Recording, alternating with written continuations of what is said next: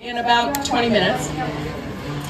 We'd like to celebrate Ezra T. Clark's 200th birthday. So we have cake and ice cream, but we have a very special cake with lots of fun candles and beautiful accoutrements. So we want to sing happy birthday to Ezra T, if that's okay. So I will lead it. But let's all turn our attention to that cake stand, and Kristen's gonna light the candles, and then we'll start singing. All right. It's too close. Okay, we're gonna sing happy birthday to Ezra T for his 200th birthday. So if you'll turn your attention to the cake stand over here. I don't know what that means, Rick. That's as loud as I can go. I've lost my voice. We're going to light some candles and sing happy birthday to Ezra T. Clark. So, happy birthday to you. Happy birthday to you. Happy birthday to Ezra. Happy birthday to you.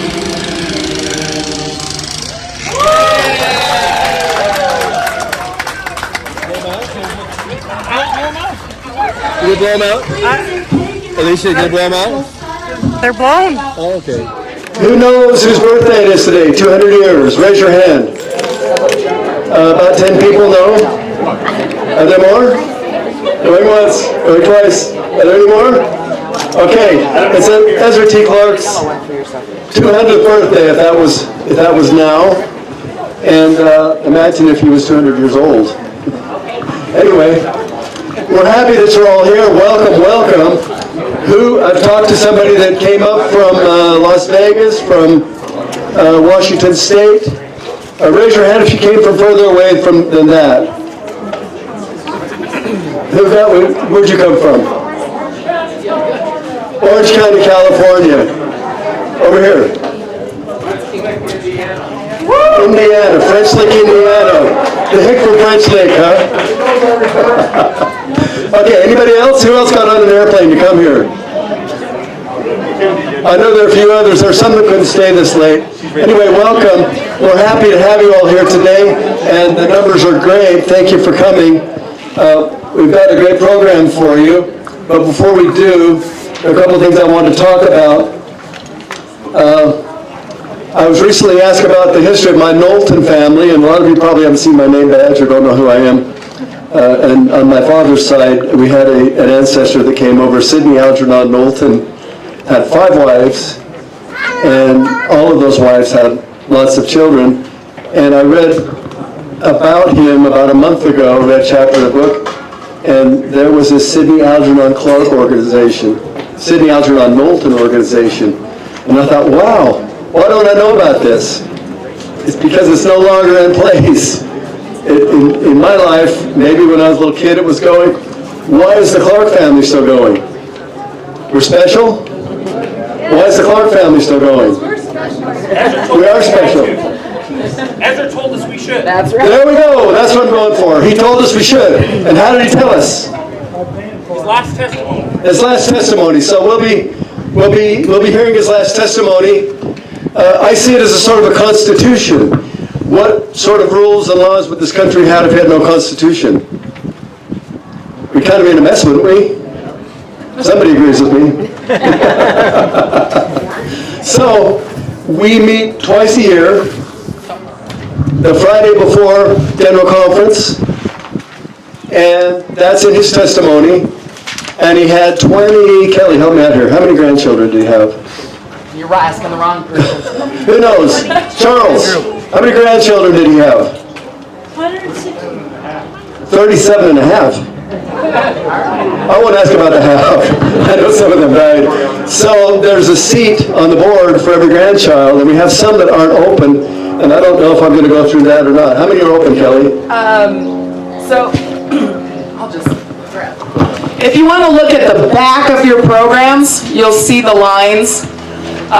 We do have several openings, not just for board members, for each of the family lines, but also for subcommittees, like the technology subcommittee, the reunion subcommittee, the historical subcommittee. And so we'll talk a little bit more about this later, but if you want to support the organization, we want you to support the organization. So lots of ways to do that. Very good, thank you. We've actually talked about a lot of things. We probably won't get to all of it. We have lots of openings. How do you volunteer, Kelly? Raise your hand. Tell us. Raise your hand, tell us. We'll write your name down. Where do we find your email address? On the website. On the website. My email address is on the website, and we have two websites right now. We're going to go into that a little bit later. What am I missing now?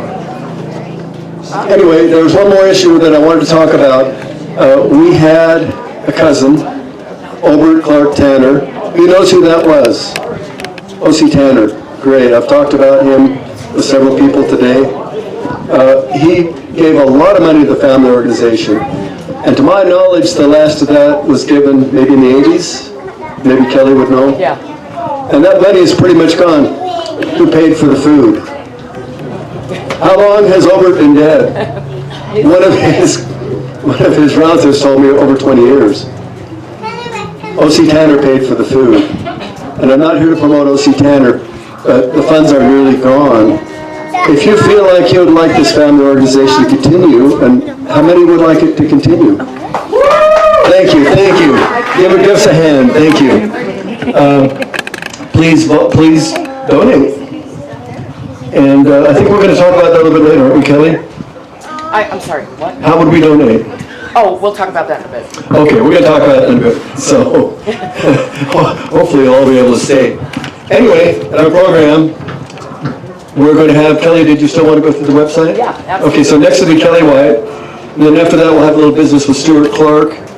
And we'll go from there. Thanks, Rick. Okay.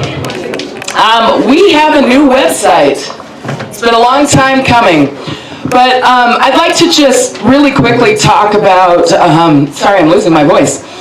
Ezra really wanted this family to be united. And when we look at estimates of his posterity, they're in between 22,000 and 71,000. We've got about 200 of us here today, so we're missing a lot of descendants who should be part of this. As we get bigger, the only way that I can see for us to stay united is through technology. And so the website is a really critical part of that. I'd like you to take out your phones and let's look at it. Most of you are familiar with EzraTClark.org. Wonderful website. It's gone. So today I'd like you to look at EzraTClark.com. Eventually these two sites will be together so that you could put .org or .com and you'll get the same site. But right now they're still separate as we're still building it. once you have EzraTClark.com up, just maybe raise your phone in the air and let me just see. It's pretty, right? Because you got my picture. My picture's everywhere. I wanted to give you my beautiful face to welcome you to our new website. Hopefully you can see we've built not only the desktop version, but also the mobile version. We have made this website to be one of the most cutting-edge family history websites in the world. To the point where other organizations can buy our template and use it for their family organizations. So it is incredibly cutting edge. It's still in the process of being built.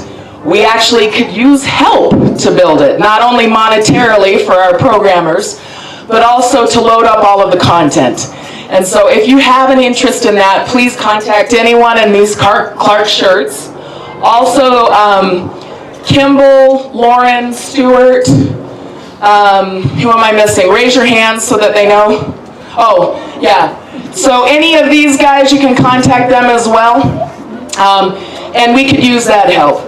But a few things I wanted to just kind of show on the website is this will have a rotating banner of the latest news. You'll also see that there's a way to donate directly on the website. That button isn't active today, but it will be active shortly within the next couple of months. If you'd like to donate today, Stuart is our treasurer, and he is happy to take Venmo donations, checks, cash, whatever you'd like as far as donations. But going forward, the website will make donating to the cause very easy. The other thing that's very nice about it is you can click on different areas to see what projects we're actively working on, so that when you give your donations, you know exactly where that money's going, which is a really nice way to do it. My favorite thing about this, however, is we would like to encourage everyone to get on the family register, which is basically a continuation of our green book, okay? So the green, I can't lift it up because of the wind, but the green book is the family register. But it obviously is not a living document. It can't continue as the posterity continues. So this website will be the new way to be added to the family register. At the very bottom of this site, you'll notice there's a subscribe button. And that'll allow you to get all of the latest updates, email, newsletters, all of those things. So we're really excited about the website. And I want to give a quick shout out to Andrew. Andrew, you want to wave? Who's worked tirelessly for years on this website, so thank you. Just out of curiosity, and really to make me feel good about today, does it look like a good website? Are you happy about it? Okay. I love it, I love it. We'll have announcements there all the time. At the bottom, you'll see links to our Instagram account, our Facebook account. You can click right there and email us directly. You have our address, you have our phone numbers, you'll have the parting instructions of Ezra T. If you're wondering about those open positions on the back of your programs, bylaws for the organization will be loaded up on this website, and you can check out how many years would you be working with the organization.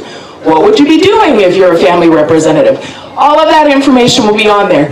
We really believe this is the future of keeping our family united. And so we want to encourage you not only to register right now, right here, for the registry, but also to pass it on to all of your family members. The more people that we get united in this, the easier it's going to be to execute Ezra's vision of keeping us a strong and united family.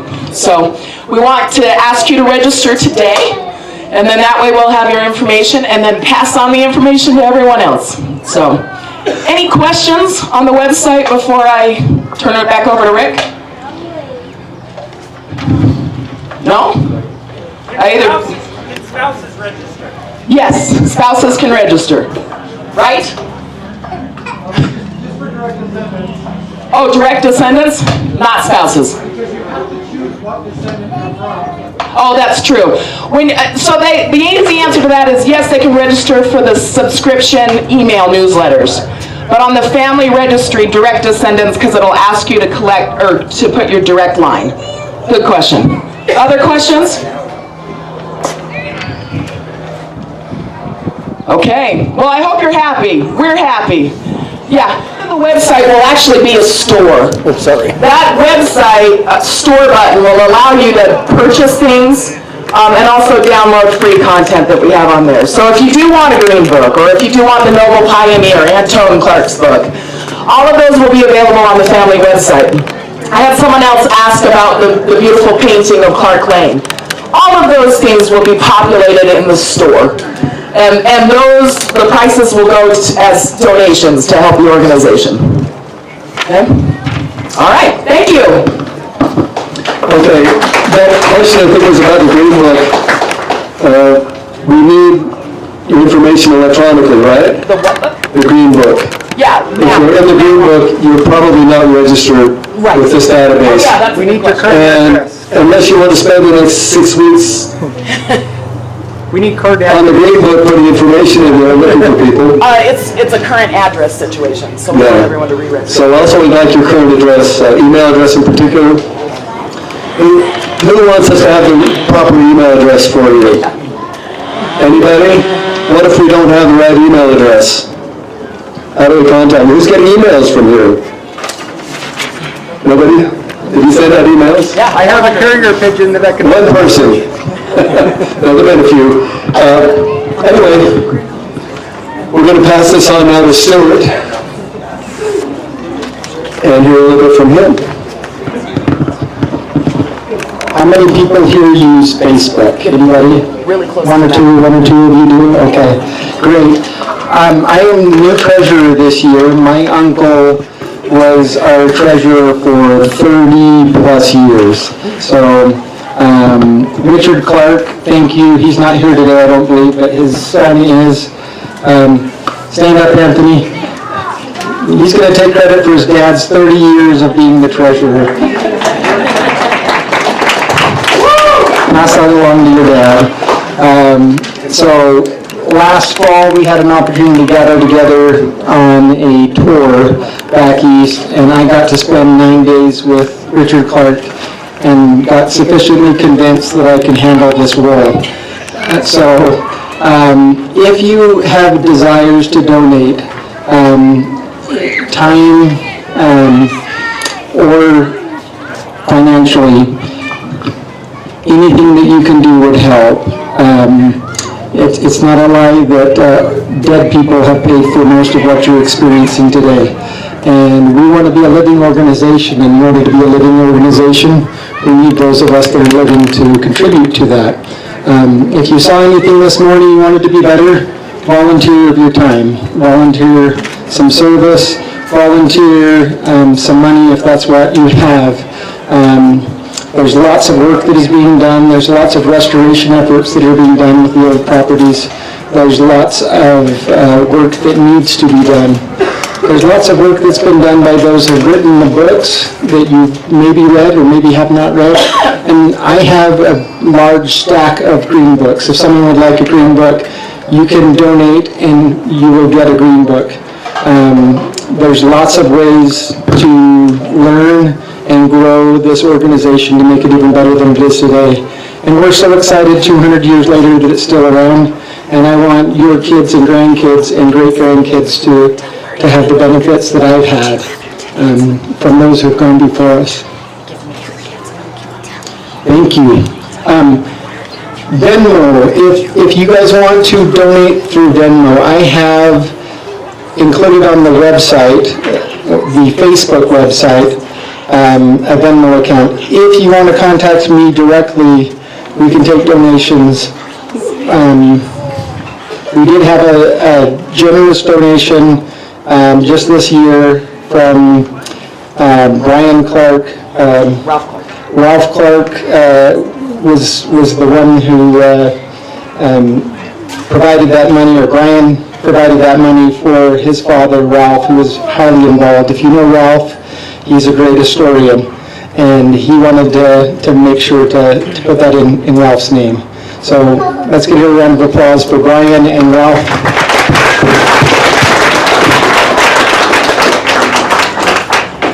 Truly, to make this organization last, it's going to take some financial resources to digitize everything and make it available in the currency that we have today, which is digital. Kelly has been great, and the board has been great, but we really need to bring that to the next generation. We want to do a lot of things with the old properties to provide information. If you didn't know, there's one of the homes, one of the old Clark homes, on the corner of 400 West and State Street. If you're coming up from by the lagoon and headed to State Street, that home is being threatened currently. The state would like to add a new road right through that home.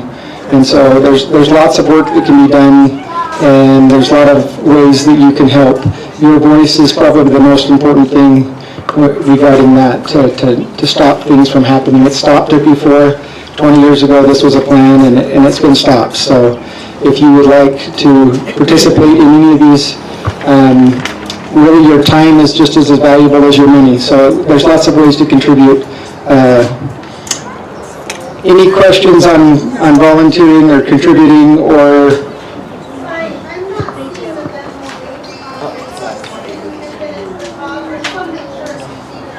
I'll get it pinned up there. Any more questions? We do. We have a mostly empty goblet here that would love to be filled. $15. Just so you know, all this food, everything, that was provided by donations. And, even if you can just contribute a little bit for the food today, that will mean next meeting we'll be able to do this again. So thank you. Let's hear a round of applause to everyone for showing up today. Thank you, Stuart. We did glance over Ezra's part of the testimony. Andrew, where are you? Kimball, are you good yet? Yeah, I'm next. Okay, Andrew's on the, okay. You go right ahead. This is, we talked about Ezra's testimony. That was a testimony. No, we're going to do, if you want to do Andrew's part. Yeah. Yeah, you can do that. Is he here? Yeah, Andrew's. Andrew, you ready? I didn't see you before. All right.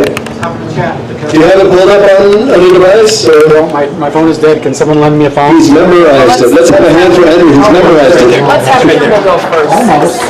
Okay, well, Andrew doesn't have it quite pulled up, so Kimball, you go ahead and give your part, and we're going to hear about some of the historical discoveries, and then we'll have the testimony from E.T. Clark. Here you go, Kimball. Thank you, Rick. All right, my name is Kimball Clark. I am the owner of some software called KidX. Happen to be an Ezra T. Clark descendant as well. KidX is a family archival software built primarily because Family Search couldn't do certain things we wanted us to do, namely the ability to keyword search words within the document. Okay. We also conduct various digitization services such as scanning journals and scrapbooks, videos, audio tapes. Ultimately, all this material is made online and more accessible for families and the rest of the world. In 2015, when we launched our software, the Ezra T. Clark Family Organization was one of our first customers, and they were also one of our first family archives that was made searchable. We are located in Kaysville on Main Street. Look for the purple building. And I've been asked to speak on historical finds that we've made in KidX. I more so want to just give you an overview of what we've done since the organization has helped fund the Ezra T. Clark Archive.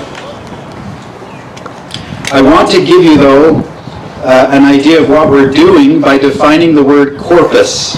A corpus is a collection of written texts, especially the entire works of a particular author or a body of writing on a particular subject. In anatomy, the word corpus means the main body or mass of a structure.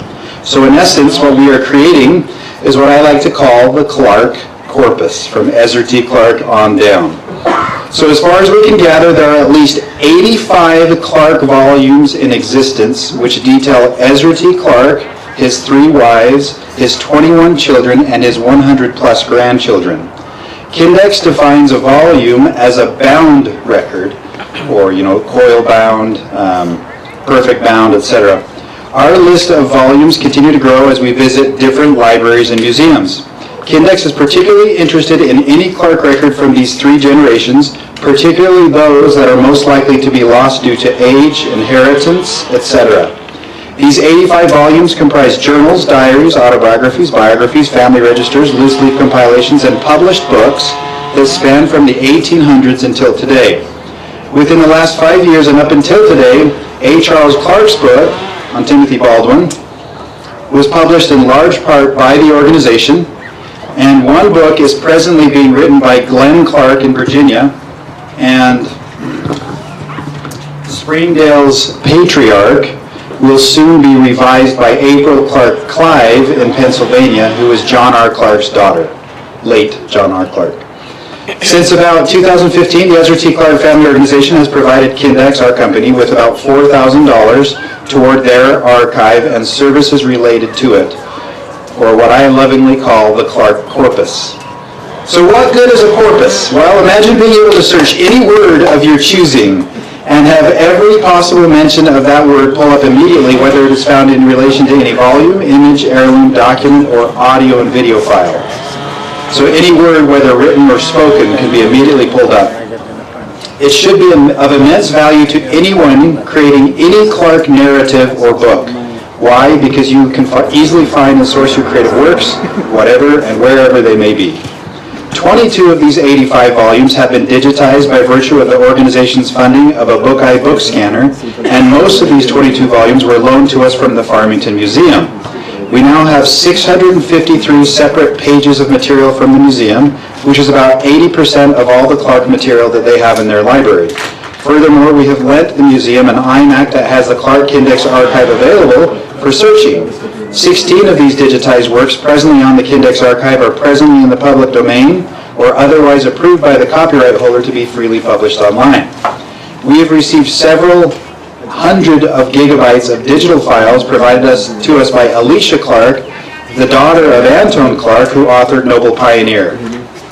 We have aided in the commencement of what we call a physical Clark library, as you saw there in the corner, which is just beginning and will soon be housed within the Ezra T. Clark home by its owner, Andrew Clark. Just months ago, the Ezra T. Clark Family Organization received a donation on behalf of the late Ralph Clark. And this funding was primarily acquired by virtue of Kindex's aggressive efforts to collect the original Clark works to create this Clark corpus. Thank you, Ralph, and your generous children. In total, the Kindex archive houses 3,450 individual Clark records. One of the interesting discoveries that we made was the Clark line in Mexico, in Ciudad Juarez. The Wetton family has aided in that, and we were able to go and pull up a U-Haul in Idaho Falls and put all the records in the back of a U-Haul, and we're nearly done digitizing all of those records in a giant storage unit. 40 bins, right? 40 bins, yes. So where's that? 36 to 40 bins. Where's that? It's now at the Kindex archive, and we're just digitizing them all. From Mexico? From Mexico, Ciudad Juarez, that's correct. Content. The content is Bryant Russell Clark and his father, which was Edward Barrett, I believe. A few gold bars, So we have a Spanish Am I galleons. right? Bryant Randall, sorry, Bryant Randall Clark, that is correct. What was that? Colonia Juarez, thank you, I'm sorry. I should know that. Big difference. But that's an incredible find. We're actually finding a lot of really interesting information about Ezra T. Clark and his wives from the grandchildren, which was really surprising for me. I mean, the grandchildren were arguably far more open with their information than were the children, because the children had to be somewhat secretive because of the polygamy situation. The grandchildren are like an open book, and it's wonderful to read that. So, some other discoveries related to efforts by Kindex staff. That Ezra's posterity, who have been DNA tested, that are specifically searching for Native American ancestry through his line, are finding none. And the subsequent story of swimming eel. And we can talk about that another time. A certain gentleman contacted David Clark, the past president and owner of the Ezra T. Clark Archive, because his DNA matched that of many who were linked to Ezra. He was able to discover who his real father was, because he always assumed the father that had raised him was not his real father. And he was correct. There was some speculation that some living descendants of Wilford Woodruff Clark were from his second wife, whose name was Bernice Bagley, and not his first, as those living descendants had always believed. DNA evidence proved that indeed these descendants were from Wilford's first wife and not his second wife, Bernice Bagley, of which we believe she had no children. So that was all proven by DNA recently. Very interesting discovery. And that will probably be included in Glenn Clark's book that he's working on. Only 6% of these records that I'm talking about have been transcribed, meaning only 6% of all of that data is keyword searchable. It's all well organized, but it's not keyword searchable because we need help transcribing. We primarily would prefer that you transcribe the handwritten works first, of which there are many. We even got letters from Ezra James Clark while he was on his mission, the one who passed away eating ice cream on his way back. We have a lot of interesting documents that we don't even really know what's in the content because we haven't had enough time to transcribe them because we're focused so much on digitizing. So we, with the help of others, audio recorded and documented much of the Clark tour, which we recently had at all the church sites and a lot of the Clark sites, and that will all soon be on Kindex as well. So that's just in a nutshell. I mean, it's a really broad overview of what we're doing. It's a lot of extensive work, but please reach out to us if you're interested. My card is back there by that picture of Ezra. We would love for you to be what are called collaborators and help in transcribing some of those works. And if you're interested about this archive, you can look at it right now on your phones, ezratclark.kindex.org, ezratclark.kindex.org. I'm going to turn the time back over to Rick. Thanks. Thank you, Campbell. He spent a lot of time, lots and lots of time. And my understanding is you're going to spend the next 3 months with the keyboard and the green book.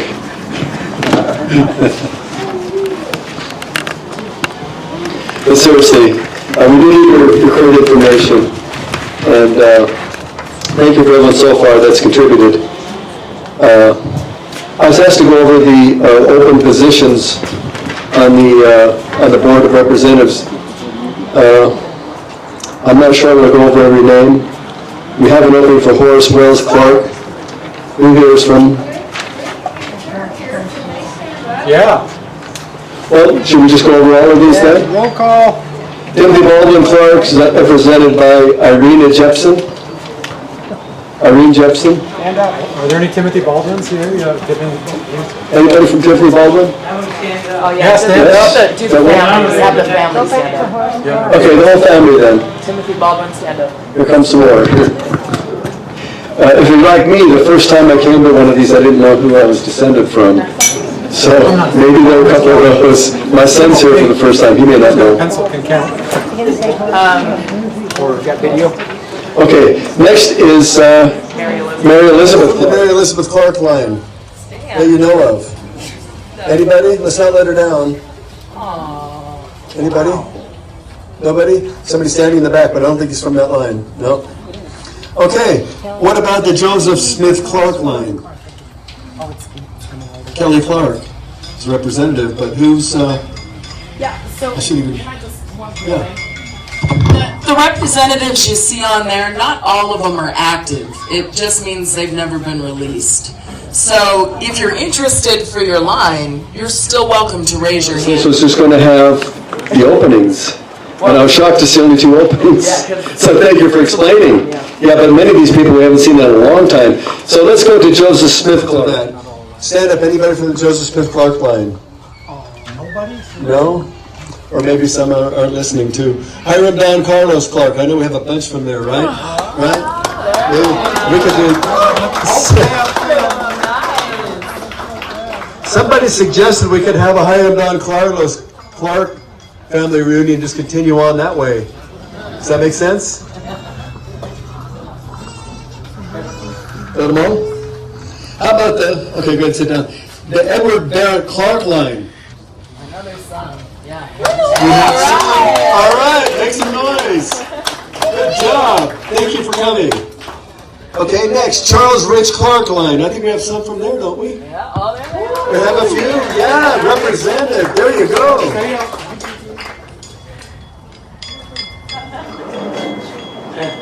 I got a secret for you guys. Call a couple of your cousins and next time have the highest numbers by far.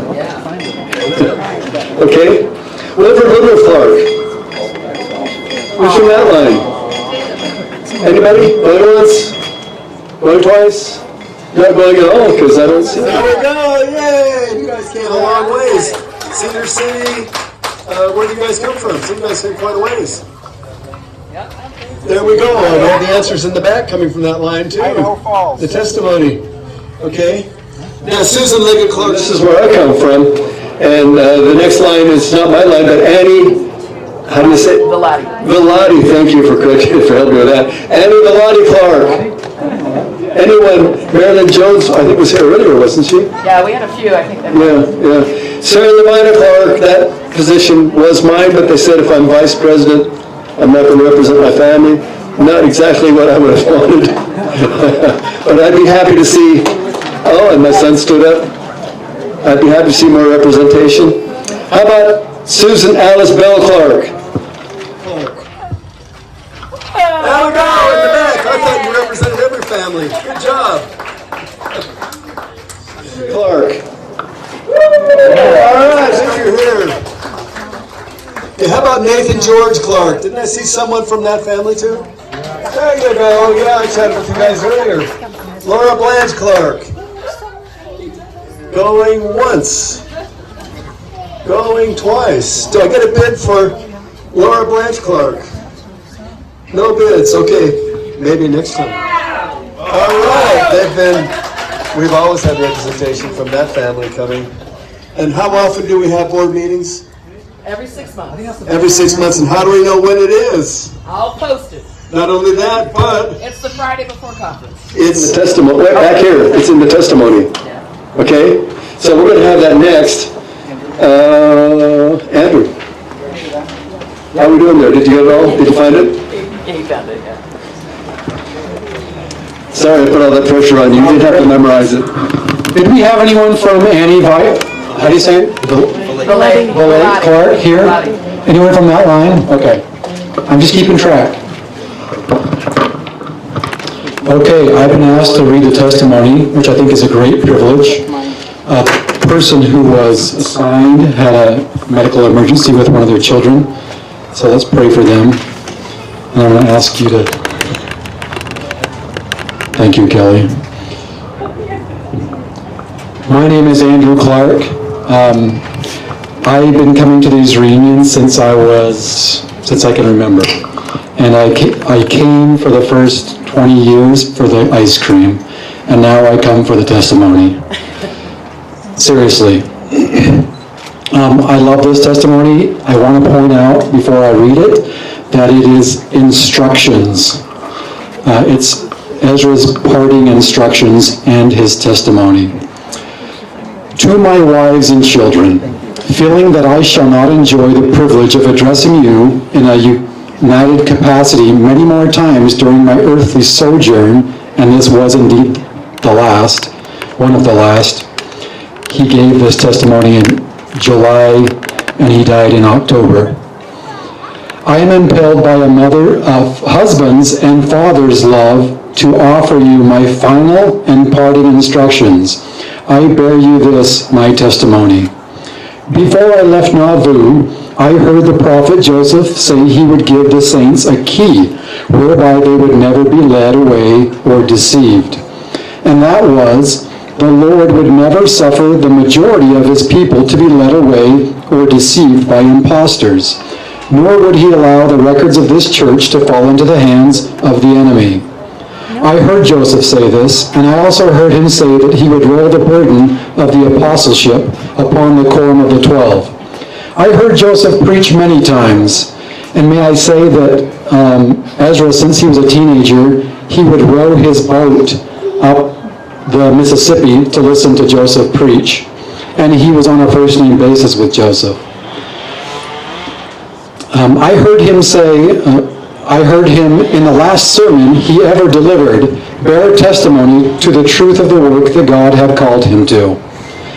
Also that the Lord had never suffered him to be slain by his enemies, because his work had not been done until a short time ago. He had now laid the foundation of this work and rolled the burden of the priesthood upon the 12. And having given them their washings and anointings, they would now bear off this work triumphantly, and it would roll on faster than ever before. And if the Lord was willing to accept of him, he was willing to go. This he spoke to the people. I was one who heard his voice. I know that he spoke like an angel from heaven. I never heard him speak with more power than then. And I heard him many times. I was satisfied. I knew him to be a prophet of God. I had heard him prophesy many times, and had seen his prophecies fulfilled, and had also shaken hands with him, and he had blessed me. And I had felt the influence and power of the Lord upon him and upon me. And I have never forgotten that blessing from that day to this, and I never shall. 2 days later, the prophet was martyred. And 2 or 3 weeks later, when the saints held a conference and Brigham Young arose as leader of the church, I want to bear record that he spoke as Joseph used to speak. To all appearances, the same voice, the same gestures, the same stature. I bear this record to all the world, to my children, and to my children's children.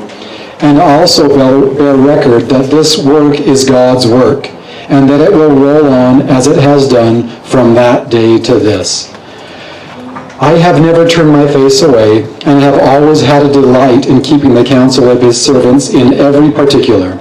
I have had many privations and many trying scenes traveling on the plains and on the desert, and I know that those men who have stood at the head of this church are men of God, and also the men who now stand at the head, and they will bear off this work triumphantly.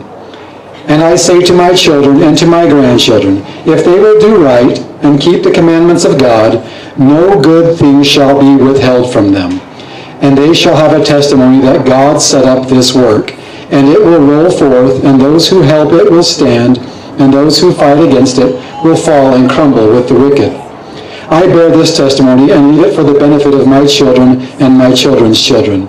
For I realize that I have but a short time to live upon this earth. I have passed my 77th year, and it has been a pleasure to me to be associated during that time with the prophet and apostles and those whom I know were men holding the Melchizedek priesthood. I bear this testimony, and I wish it written, that my children and my children's children may know that I have finished my work, and bear testimony before them and all the world, in the name of the Lord Jesus. Even so, amen.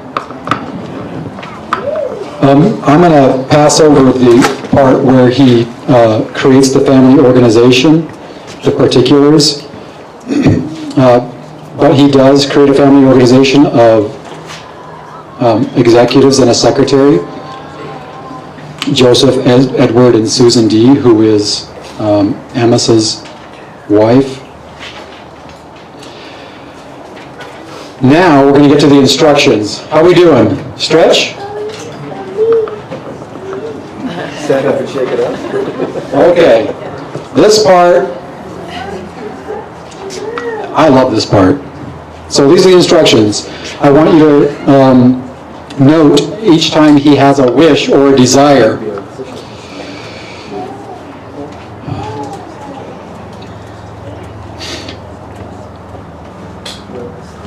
In order that the unity which has prevailed in my family and the spirit of brotherly and sisterly love may endure, I desire that a family organization may be effected and made perpetual, that a meeting of my family and as many of my descendants as can possibly do so be held here once a year for the purpose of maintaining the interest of the family and for keeping a family register, thank you Kelly, and for mutual aid and encouragement. Give everyone a pat on the back, give your neighbor a pat on the back.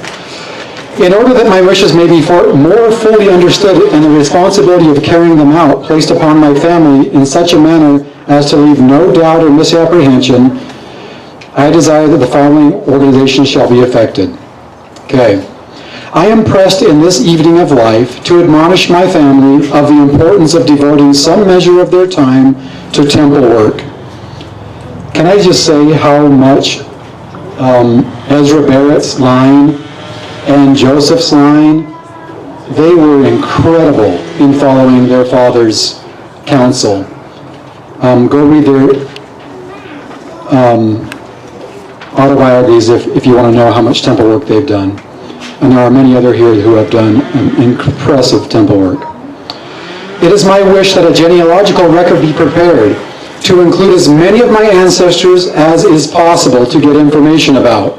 And when this record shall have been compiled, it is my most earnest wish that I may have as often as possible a representative in one of the temples of my Heavenly Father to perform the work for the dead. If I could behold the spirit of union and mutual love and support in the conduct of family as I now look upon their future lives, I should feel that a great satisfaction and pleasure that I would have always enjoyed in the happiness that comes from family union. I desire to urge the mothers to teach their children to attend their primaries, Sunday schools, and meetings, and to observe the law of obedience and of baptism at the age of 8 years, that they may also teach the word of wisdom to pay their tithes and offerings, and to honor the priesthood. And I promise the mothers that if they will do this in the sincerity of their hearts, they will bring forth noble sons and daughters to bear off this work, and it will be a great honor to them. And the family at large, and they shall live long upon the earth to inherit it, and no power of evil shall prevail against them. And I seal these blessings upon them by the power of the holy Melchizedek priesthood. I admonish those who are strong to be thoughtful and helpful to those who are weaker. And I trust that it will never occur to any member of my family that any one of them shall ever be justified in taking any undue advantage of another. I warn my family against the spirit of dissension and commend to them the spirit of fairness, justice, impartiality towards one another. I plead for the weak because the strong will take care of themselves. And those who cherish the memory of their father and honor the name he has given them in life will feel the responsibility that they are under, and all the members of this organization should protect one another's good name and avoid any unseemly gossip. Be charitable, helpful, patient, kind, and loving toward one another. And God will sustain you and your families as you have sustained me and mine. While it has been my privilege, because of the natural endowments which God has clothed me, to accumulate something of this world's goods, I would not have my family suppose that I esteem money as I esteem honor, virtue, and above all things, fidelity to the Church of Christ. And I trust that no one of my family will ever seek to appreciate the treasures of this world above the treasures of that which come from an honorable and God-fearing life devoted to the obligations which men owe to one another and to their God.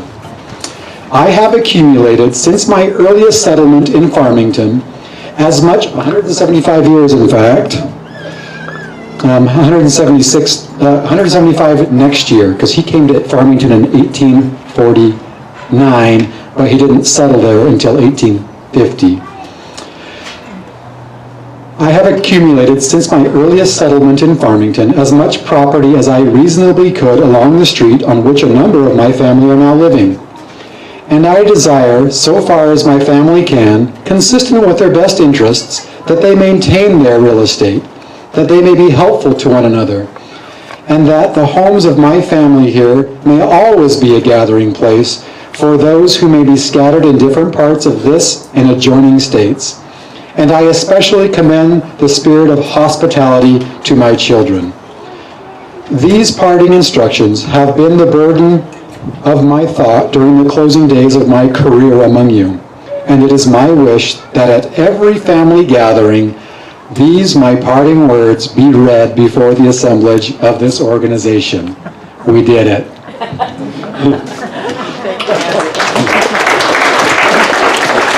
Thank you, Andrew. What a tough job.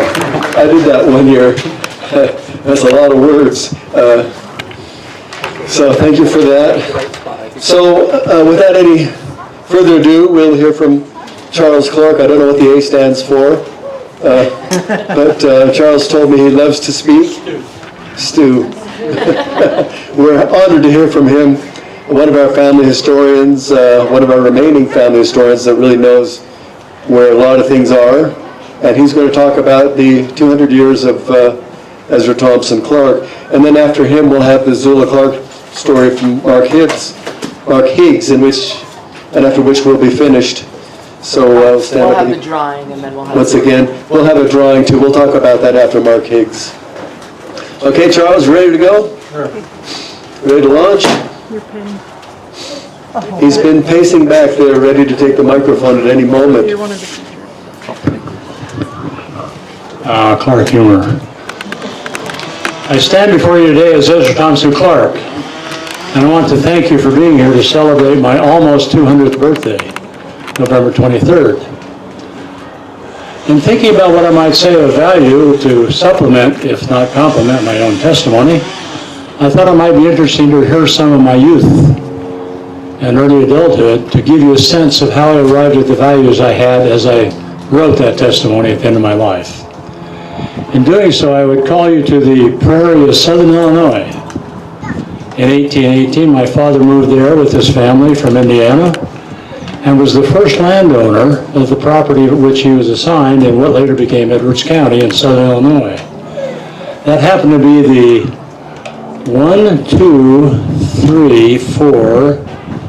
6th property my father had owned as a new settler and as a first landowner at that point in his life.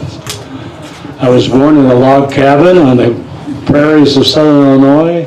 I soon learned the skills of surviving, working with cattle and horses and shooting wildlife to survive.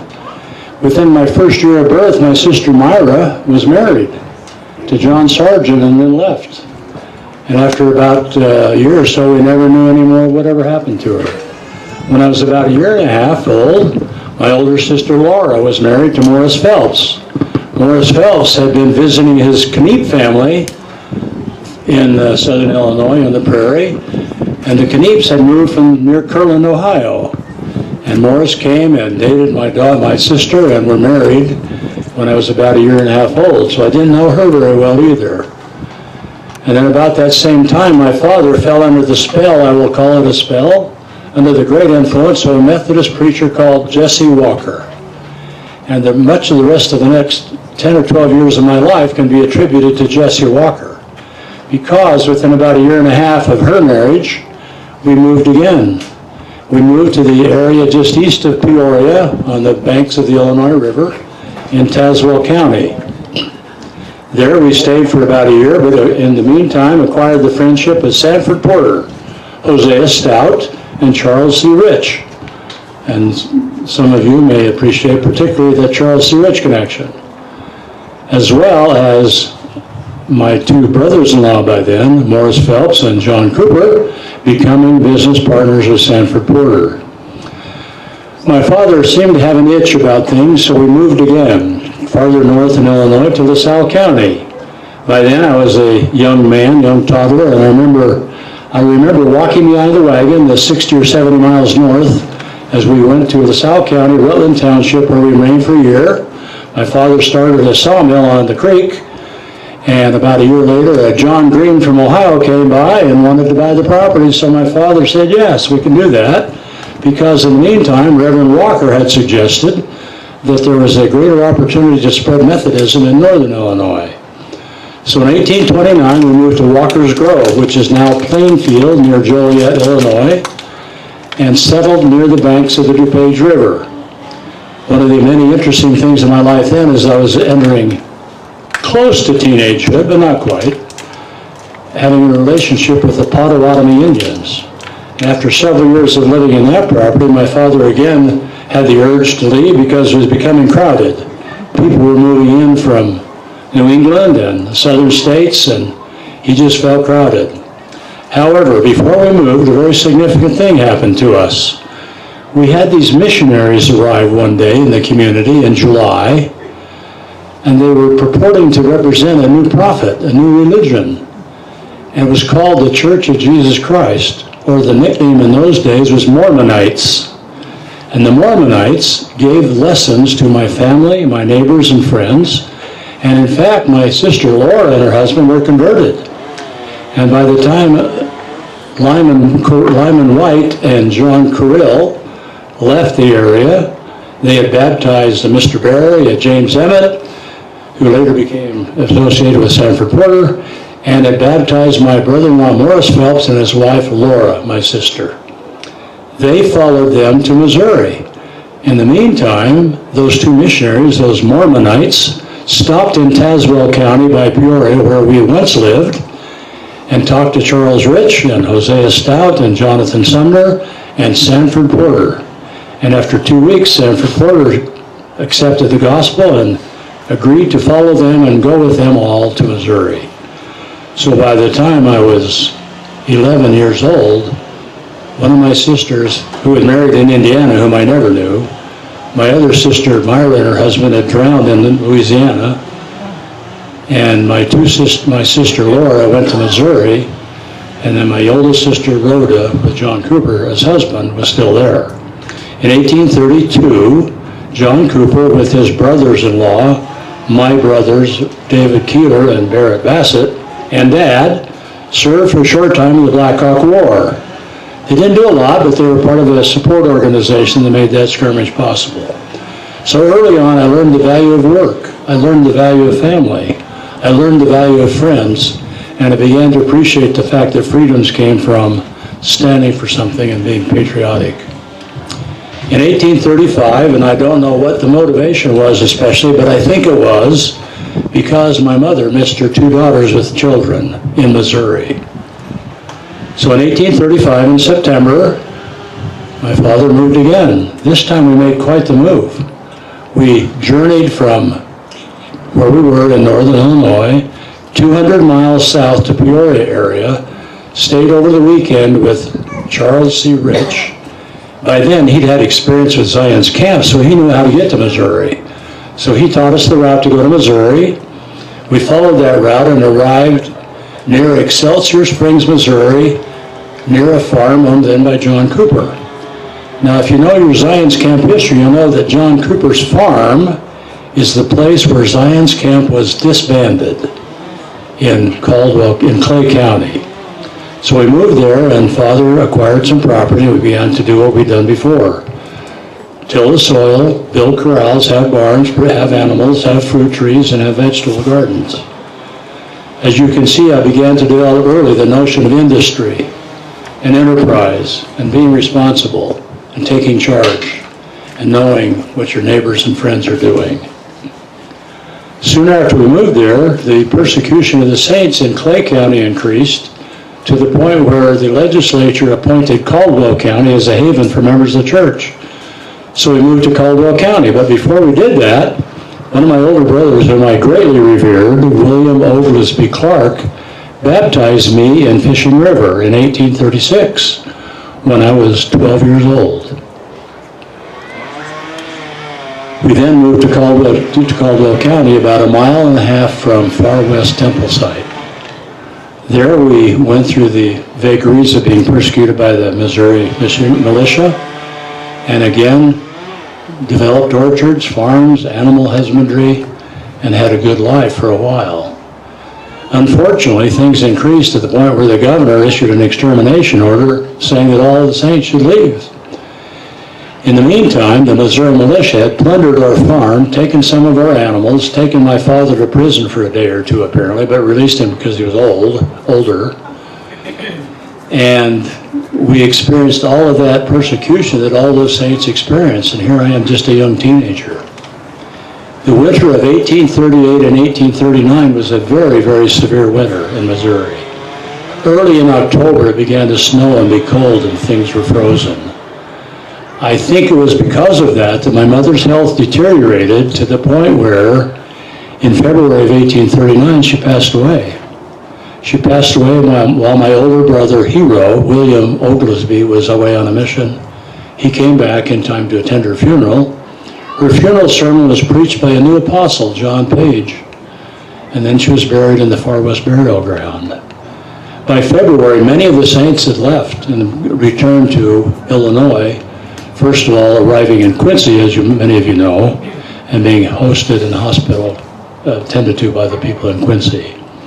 Our family lingered because Morris Phelps was in prison, and I helped my sister Laura help take care of him for a while.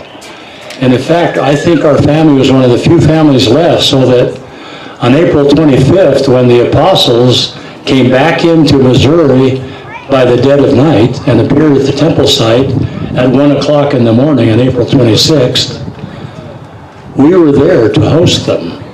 In fact, my older brother John Wesley owned a piece of property kitty corner to the temple lot. Although the records are not clear, I think it was there where we hosted the apostles for breakfast, as Heber C. Kimball said. We had a great breakfast. The apostles then left, and by dawn, the Missourians who knew they were coming and were looking for them were totally confused because they could not find who they were looking for. We'd helped them on their way. Soon thereafter, we also packed up and began our trek across Missouri to Quincy, Illinois. Many of you have heard that as a 12 or 13-year-old, I herded the cattle across the state. Yeah, I did help, but I had 3 older brothers helping, as well as John Murdoch. John Murdoch was from the family of John Murdoch, whose wife died in the birth of twins, and whose twins were taken care of by the prophet and Emma. So I had that connection early on to that family. We too arrived in Quincy, Illinois for several weeks, eventually journeyed up to the Iowa Territory and landed in a place called Charleston. According to the 1840 census, our next door neighbor was Wilford Woodruff.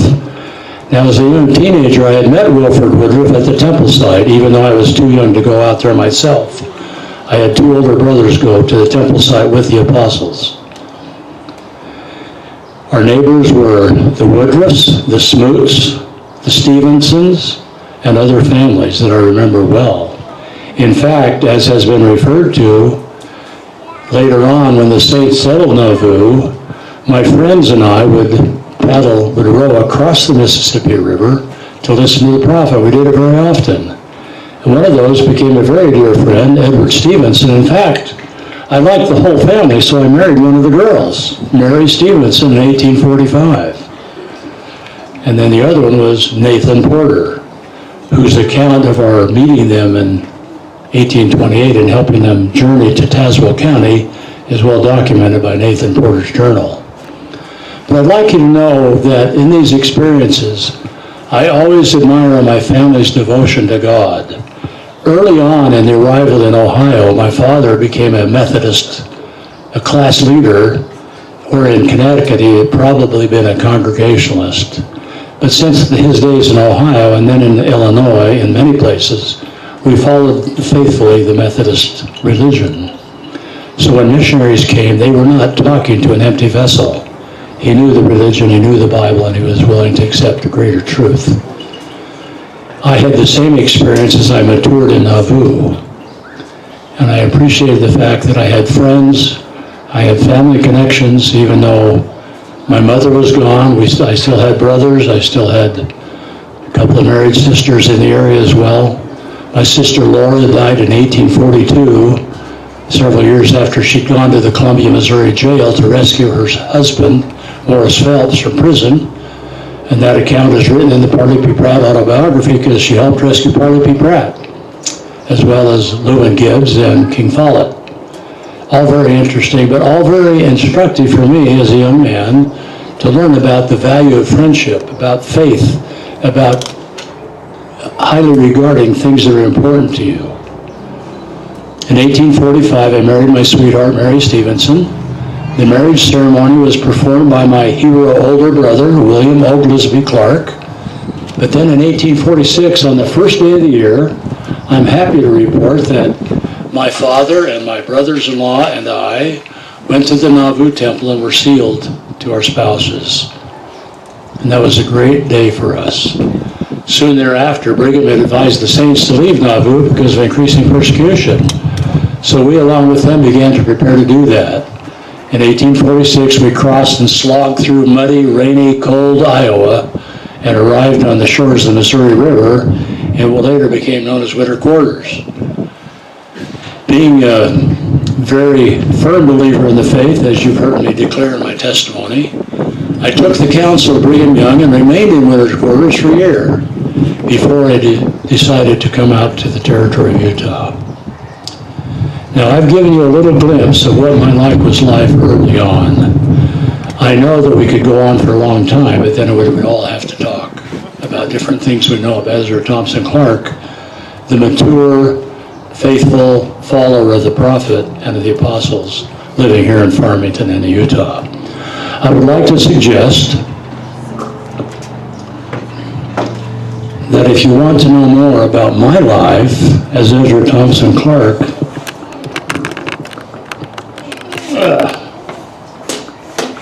you read this book.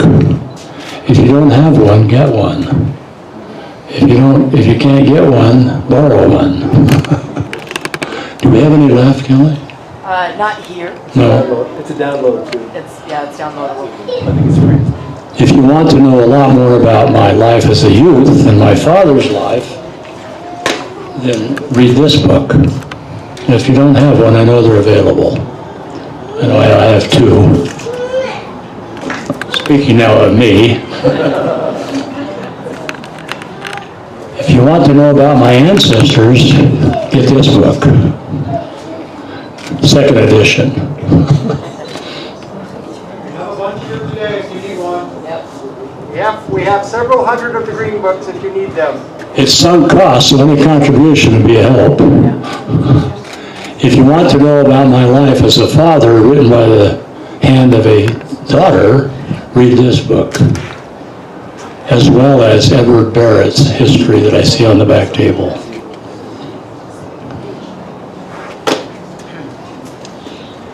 Any questions? Lauren, you're smiling.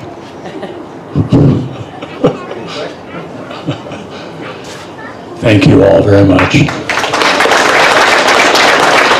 Thank you, Ezra. I do have one question. Some of you might be interested in the answer to this. How hard was it to shave off that beard? Very difficult, because I cherished it my whole life until I went to prison. For polygamy? Yes. Wow. And I made polygamy work somehow by not getting too involved in the details. Thank you, Charles. Can we give him a hand? Great presentation. Exceeded my expectations by a long measure. Thank you so much. Okay, so we have one more presentation left by Mark Higgs. I don't see him. Mark? You ready? And I don't think he had to memorize his, so I think we're good to go. Are you ready, Mark? Yeah. Everybody stand up. Let's show them energy. Shake it out. We've been sitting for about an hour. We're at the end. Everybody, stand up unless you can't. Shake it out a little bit. We could sing the Star Spangled Banner, but I'm not so sure about that. So, thank you so much for being an attentive audience, and we proceed with material from Mark. One more thing. Those books can be found. Contact us. I think that Anton's book, A Noble Pioneer, is a PDF download for free. Is it on the new website? It's on the old website. No, yet. It's on the old website? Is that still up? We have about 100 of these. About 100 of those? Yes. Ooh, precious. Wow. The Green Book. Where'd you find 100 of those? Someone's garage. Wow. Wow. Stop by, say something about the green. Sure, sure. I'd like to say something about this green book. This book, if you look at it and contemplate the contents, represents years of research, years. I had the privilege when I lived in the East of visiting the author in his home, Robert F. Gould. Robert Gould is distantly connected with us. I cannot explain the original interest he had in compiling this book. For over a 20 or 30 year period, especially in connection with one of Hiram Don Carlos Clark's children, Heber D., he compiled all this information. His library looked like an old-fashioned library full of card catalog cabinets. His library must have had, I don't know, 200 or 300 drawers of cards, compiling all this information the family wasn't even directly connected to. So if you ever get a chance to say, thank you, Heavenly Father, for Robert F. Gould, do it, because this is a monumental work. To see his library and to talk to him there was just a very phenomenal, wonderful, memorable experience, but I commend it highly. But like all books, there's an error or two here and there, but that's human life, right? Thank you. Yeah. And got this great cane here for me when I'm 200. Anyway, so now we have markings. Thank you, Charles, once again. And those books, you can ask one of us or Charles, and we can line you up with a copy. 200 copies of the Green Book. I can remember when people were asking, are there any more? Where can I get one? I had 5 or 6 I always had We found some. cherished. Okay, so here we go, Mark. You ready to go? Yeah. Thank you. Okay, my name is Mark Higgs, and I own a flooring store here in Kaysville. And a year or so ago, Kimball came into my store and introduced himself, and he needed some flooring for his house. And I said, Clark, are you related to Ezra T. Clark? And those of you know Kimball is like giving a fresh bale of hay with sugar cubes on it to a horse. A big old smile comes on his face, and we talked about the Clark lines and everything, and found the connection that we had. And I told him my story. And a little bit later, he said, you know, I think you should tell that story at our next reunion. And so here I am. So it's Kimball's, it's either his fault or you can congratulate him. But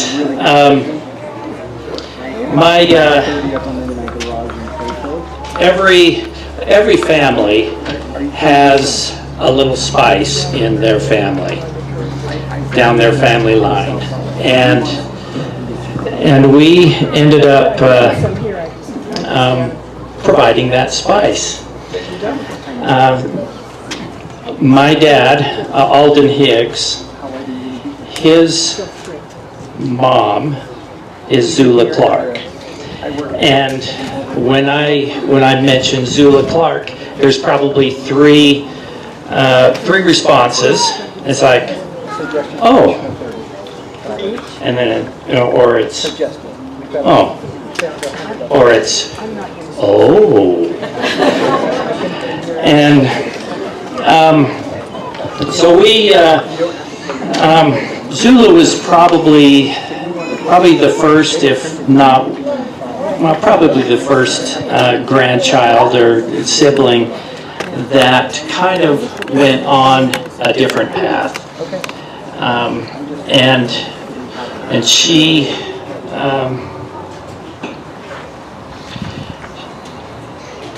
had some struggles in her life that I'll talk to you about. But this is probably the second, well, no, this is the second Ezra T. Clark reunion that I've been to. And so if you don't know me, that's okay, because I don't know you very much either. But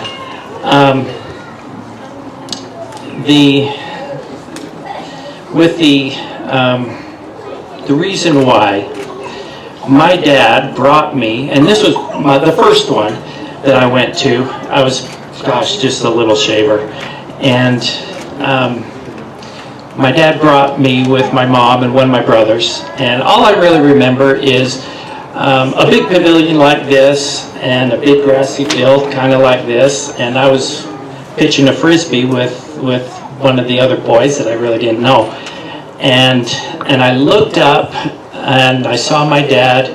My dad was, if any of you know my dad was always one that would kind of work the crowd, and he was always very jovial, very positive, and he never met a stranger, and he was doing that, and I noticed, I looked up, I noticed he didn't have that usual jovial smile and presence that he had. He was very stern, and while he was talking with some of the others, and that struck me because I hadn't really seen that out of my dad. I didn't think too much of it, and then pretty soon he gathered up my mom and the rest of his my brother there, and came and got me, and we left. And he really didn't say too much, but later I found out that some things were said about his mother, Zula, and some things that he took quite offense to, and as a result, we didn't we weren't really participatory in the Ezra T. Clark reunions. Zula, she I've met my grandma once in my life, and that was when I was 16. And so I'm going to just kind of, and I apologize, but I'll just need to read some of this to you. That's okay. And this is a book that my dad put together for Zula on her line. It says, my mother Zula Clark was born February 2nd, 1902 in Auburn.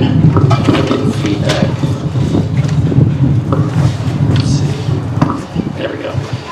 In Auburn, Star Valley, Wyoming, to Hiram Don Carlos Clark and Ann Eliza Porter. She died August 4th, 1989 in the Bay Area of Northern California at the age of 87. At the time of her death, she had well over 200 living descendants, and she was the mother of 11 children.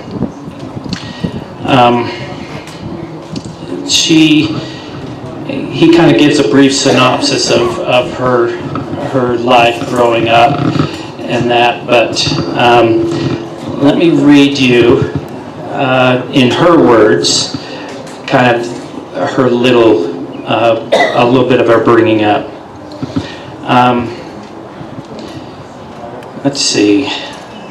My father owned a large cattle ranch, as he had the largest and finest home. He was privileged to have his home as the place where the general authorities stayed when they came for state conference. I remember President Joseph F. Smith and others in our home, and later Heber J. Grant and many of the other general authorities came. My grandfather, Ezra T. Clark, knew Prophet Joseph Smith and was blessed by him.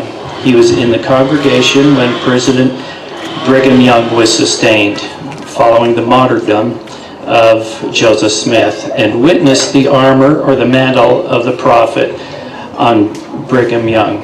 He also testified that from all appearances and sound, he, Brigham Young, looked and sounded just like him, Joseph Smith. My father was a very righteous man, and he looked it. He was used as the model for the angel Moroni on Hill Cumorah. I remember him telling me humbly how he posed for the sculptor, who told the father that he filled his own conception in every way more than anyone else he knew of how Angel Moroni really was as a man. He surely looked like my father in the pictures. I remember very well my father telling me this story. I treasure the memory of it. My grandpa Porter drove an ox team across the plains where 12 years old. My grandma Porter's brother and dual brothers built a little log house that stands on Temple Square in Salt Lake City. I know the gospel is true, and it is worth anything and everything.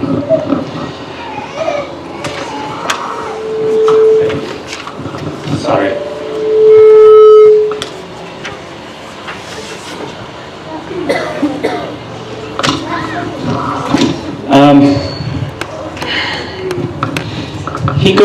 She goes along and says that how she she married early in life, and in fact, there's a story that my dad wrote down.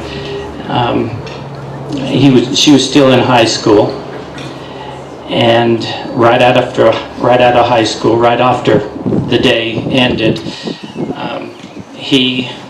my grandpa took his wife-to-be from the doorstep of Davis High, and she left some of her school books there on the front steps, and they went and eloped. And this was without the knowledge of the family.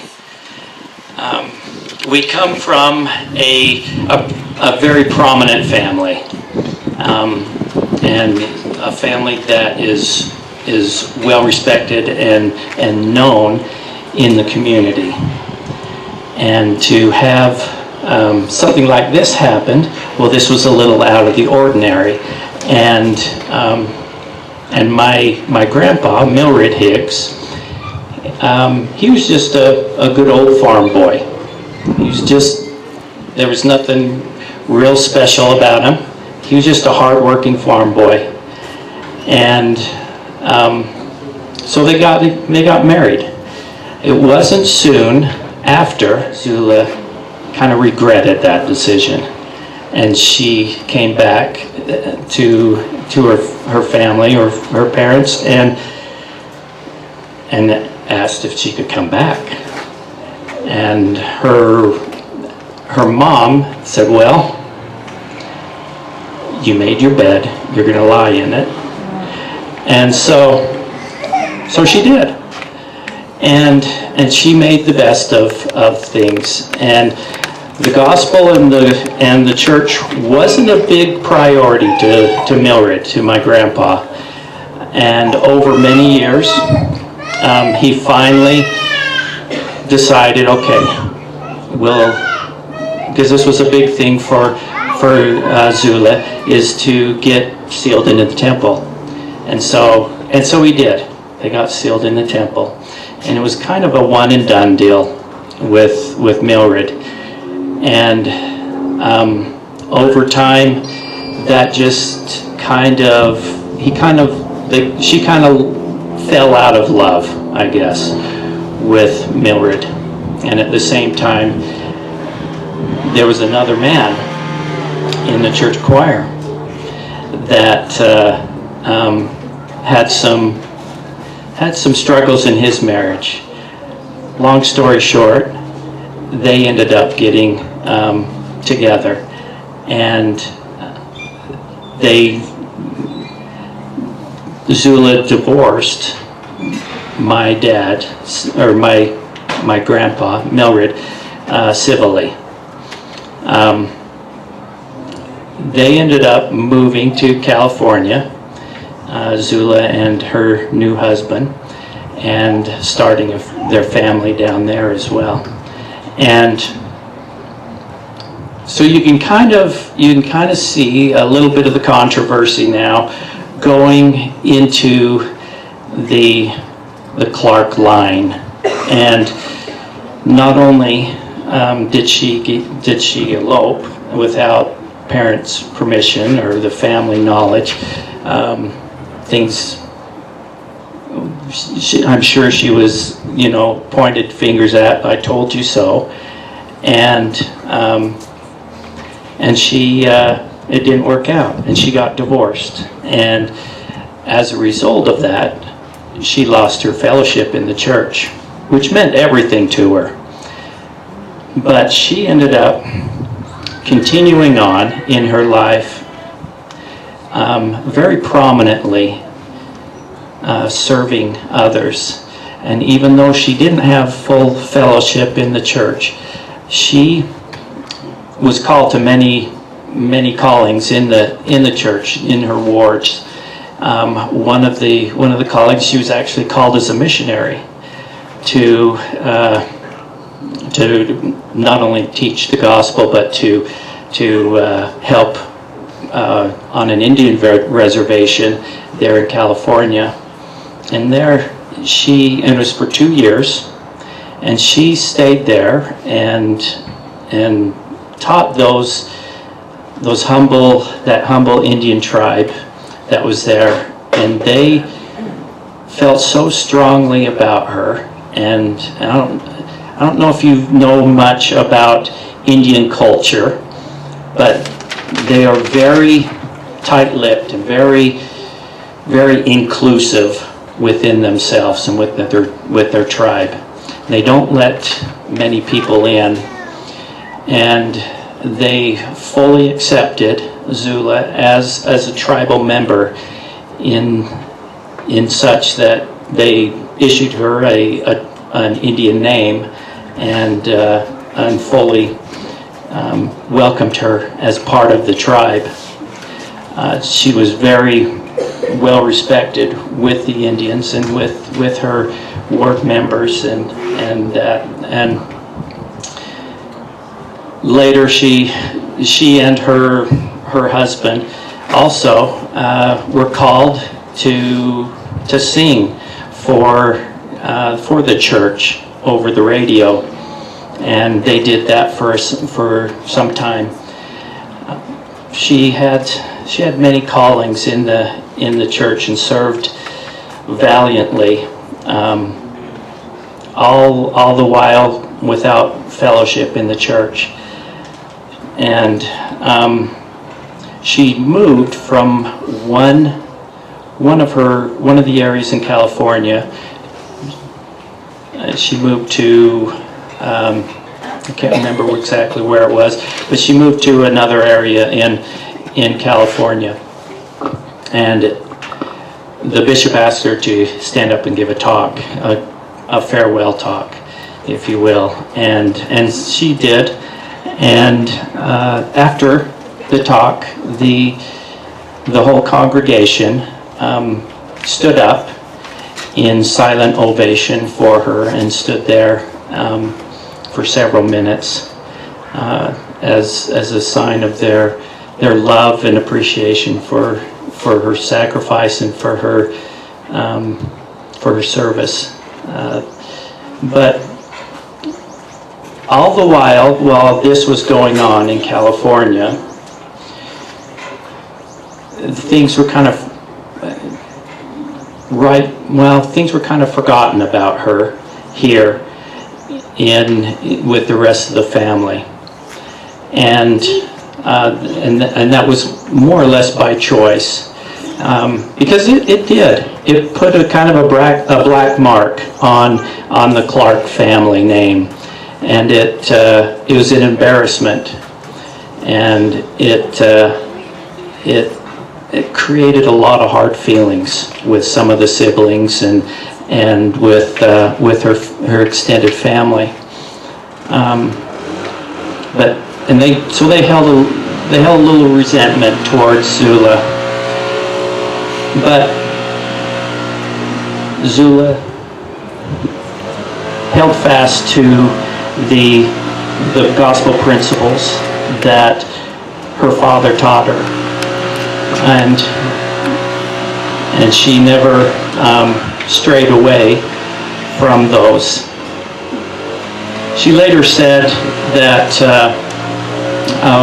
and I wrote it down, a couple of my sisters went down and visited with her in California, and they were there for about a week, and every night after dinner they would sit without the TV or anything.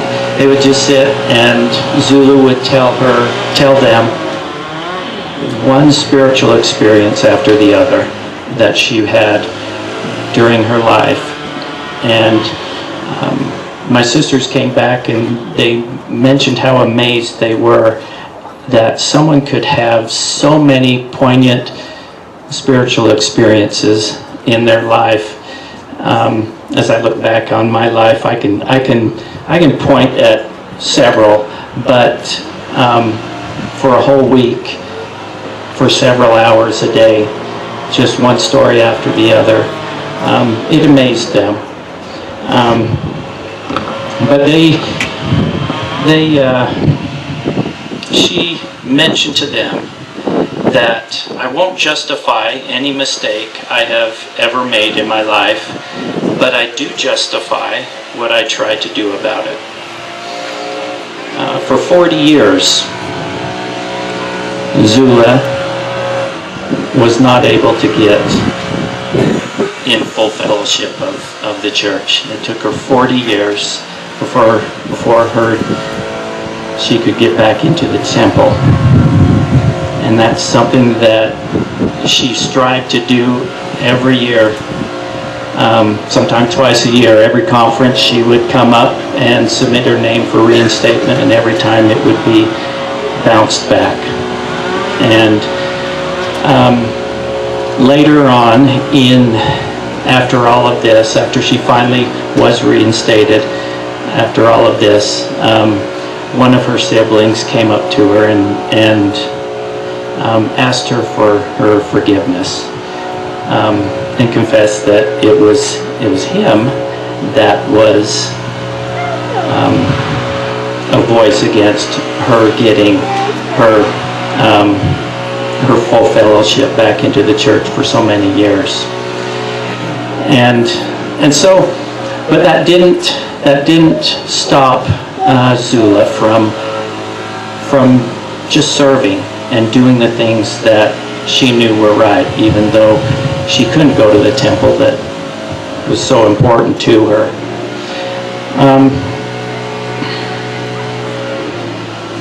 I guess if there's anything that I would add to this is just we all have family members within our family that we can think of right here that have taken a different path, and maybe they're the spice of their family line. Just love them where they're at. We're all in different sections of the path towards our Father in heaven, and some of us are a lot further along than others. Some of us are a little bit further away and parallel with us, but we're all taking a different path. And some of those paths might have a few more rocks and tree stumps that we notice we stumble over, but the important thing is we get up and we continue on.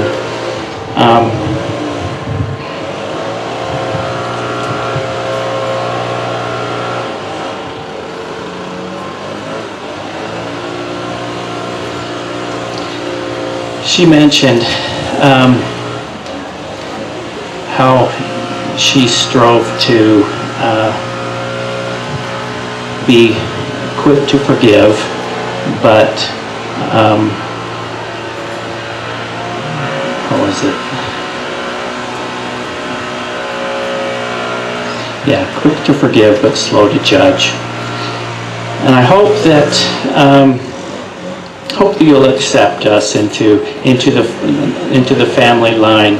Now that all these years have passed, I've heard, personally, as I've grown up, when I've mentioned my grandma's name, a mixed barrel of responses, and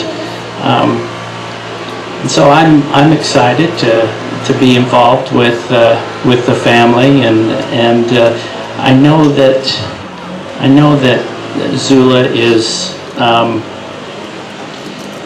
loved by her family on the other side.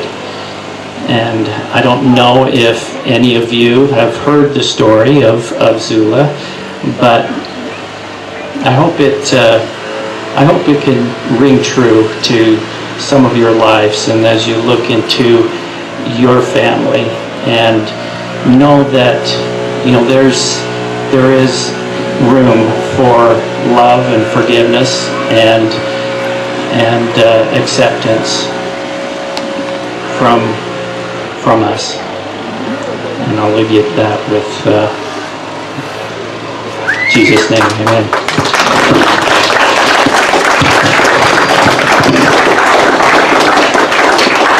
Thank you, Mark. Could we turn up the volume here? It's kind of loud.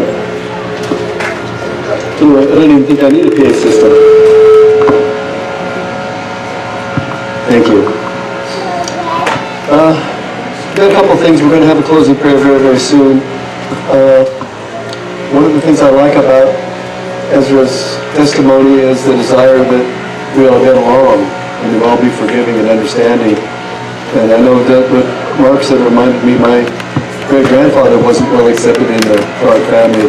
The first Knowlton to join into the Clark family. And in fact, he's put in kind of a negative light in one of these books. So I know how that feels. One of the things I have been told about is conflicts between is it too loud? Not loud enough? Okay. One of the things I've been told about over the years is frictions between the children of the first wife and the second wife. And who would notice that today? Does anyone notice that today? Nobody talks about it. So, as I've said before, my great-grandfather wasn't well accepted in the family, the first Knowlton married in the family. And it's put in a negative light in one of these books. So, what I like about Ezra's testimony is that we love one another and that we be accepting, never take advantage of another person. So, those are all values I think that all of us could readily accept. One more thing is that, too close to the speaker. Another thing is that we are actually non-denominational. We are Mormons, most of us. I am practicing, and probably the majority of us. Well, no. But if we're not, I belong to the Church of Jesus Christ of Latter-day Saints. thank you, Church of Jesus Christ of Latter-day Saints. Thank you so much for that. But we're actually non-denominational.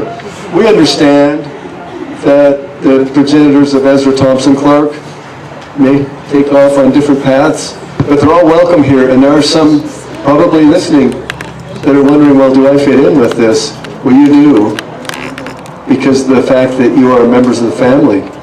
So we're going to have a closing prayer, and then after that we're going to have a drawing, and I think we'll just go right into the drawing. Don't need any more announcements. Did you all get a ticket? It might be too late now, but if you got a ticket, after the prayer, get it out and we'll have a drawing. We've got about 10 items, is that correct? We got more than that. Let's get it rolling. Okay, and I lost my program here. Who's giving the prayer? Carol. Carol Nielsen. Thank you so much, Carol.